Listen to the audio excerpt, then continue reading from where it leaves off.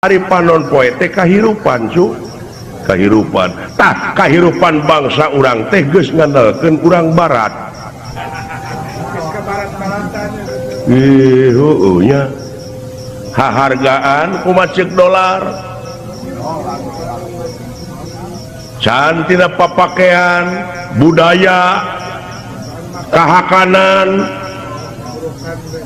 namarukana geus teu gararengsi ayeuna bangsa urang akan kulub tales dan nu dihakana eta hamburger hamur duit ger pasea Dunkin Donut fried chicken hotdog pizza matak penyakit lagi aralajar Dunkin Donut tuh lain ulah pek ari beuki mah ngan ulah poho kana receuh bonteng ulah hirap kana katimus Uloh iya ya Pak bangsa urang geus kalalajoan ieu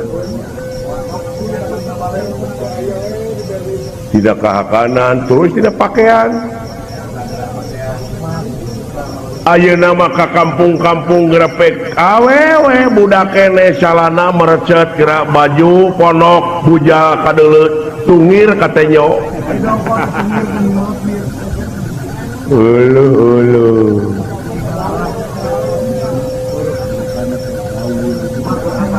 gengsi burinya make kabaya teh jadi budaya urang dengan ukur dina seremonial we wungkul bangsa urang tepan make iket baju hideung nyoren bedog geuning pantes pangsi oh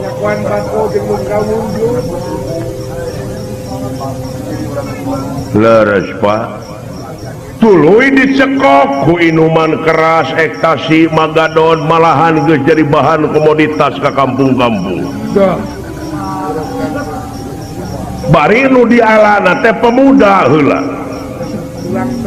anu sok diayakeun sumpah sataun sakali sumpah pemuda naon maksudna jeung tujuanana mana ayeuna buktina astagfirullahaladzim